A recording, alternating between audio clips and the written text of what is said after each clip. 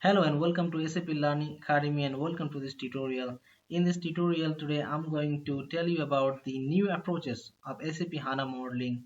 It is very important for all the SAP HANA developer in order to understand the new approaches because you may have been doing in the older approaches so which could bring some performance issues. So we should bring up some new approaches in order to do the better HANA modeling. So let me show you the different slides. I do have different slides and where I'll be describing all the new approaches in HANA modeling. So in compared to the older method. So let me go into the slides.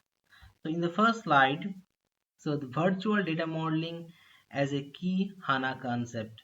So in HANA modeling, the main concept of HANA modeling is that in order to reduce the physical layer or physical persistent layer, because we do the HANA modeling completely on a virtual table, because when we take the projection, so we just take the kind of a HANA view into the projection, and then we do multiple joins and we can make the report based on the view. So the main concept of HANA modeling is to make the data modeling virtual. So there should not be any kind of physical persistent data. So now going into the new approaches, first and very important part is that modeling multi-dimensional scenarios in calculation views. So multi-dimensional scenario in calculation views. So what do I mean by this? So calculation view of type dimension. Earlier we have been creating like attribute view or analytic view, but in the calculation view we have the similar option, like we can make the calculation view with category dimension. So you can see in the slide that if we make the calculation view with a data type as dimension, then it is gonna work like attribute view. And on the other side, if you select cube with star schema, then it is going to work as the analytic view. So you can reduce the use of attribute view or analytic view, and you can actually access everything in the one view, that's calculation view. So that's a good concept in SAP in the new approaches. So going to the next slide, that enabling SQL script with calculation views. So going forward, use SQL script table function instead of script based calculation view. There are a lot of benefit in the script based calculation view. That's okay in that part, but you have the option, there's another option that you can create the table function of the same logic. In the picture below in the slide you can see, like, this is my historical script based calculation view. So like we can create the it just is one script. Here you can write the logic, and the same logic you can actually make it, you can convert into the table function and you can use in the calculation view. So what is the benefit we get in it? So it's a side effect free read only function using standard SQL, and consume data from tables, models, and function and predictive algorithm, etc. And script based calculation models can be refactored into table function. So these are some benefit in that.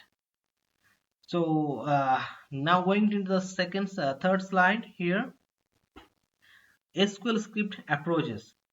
The standard SQL versus calculation engine C function plan operator, and it is recommended to use the standard SQL. So let me show you the example. You can see the example in this picture. Suppose you want to read from a table, you want to write one select statement, and the recommended approach is, so you should write out, then you should write the whatever select condition you want to read. And on the C function that we used to use in the earlier time, then out equal to C column table, then column table in this. So better approach is the simple SQL is the better approach in this case. And now going to the next slide. Yes, in this slide I'll be talking about the hierarchy, the calculation view enhancement or hierarchies, hierarchy SQL integration and hierarchy aggregation. This node, if you see this example, this node can be used for group by.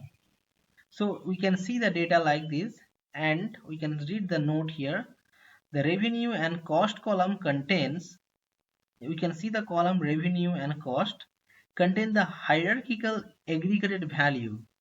So that is, the revenue for Majestic is the sum of the revenue of all child nodes. So the calculation, the calculated column margin percentage is calculated correctly after the aggregation of each hierarchy level. And so we can see the how we can set the hierarchy, or we can make the calculation here, and filtering on a hierarchy node value, the column node can be used for filtering. So these are some ways that you can use the hierarchies. And note that the filter on the node column constrains to the hierarchy subtree. All the descendants of the node are selected. So now going to the next slide, that is the analytic privileges editor, SQL based analytic privileges. So here what we see that we can use, we have the option to use the SQL based analytic privileges. So what is this? That start with general attribute based analytic privilege, then switch to SQL based.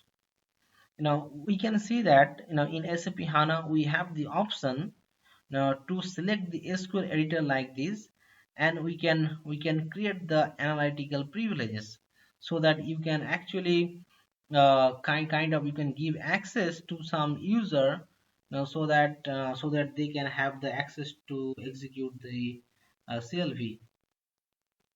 Now coming to the last slide of this part, that modeling with virtual and extended tables.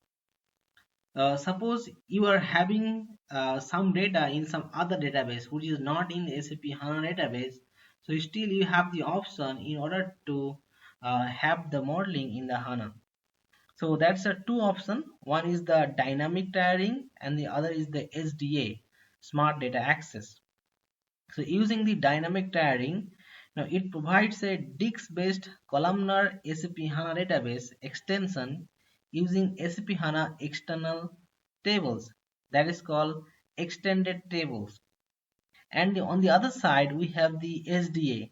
It provides a virtual access layer to outside SAP HANA data like Hadoop or other database. So suppose if you have archived some data in Hadoop database, then you have the option using the SD connection, you can paste the data into your modeling. So these are some benefit that you can do in the new approaches of SAP HANA. So that's all about this tutorial, and if you have any question, please write in the comment box, and please don't forget to subscribe the channel. And thank you for watching, and please look into my other tutorial. I have given the links in the below description. Thank you for watching.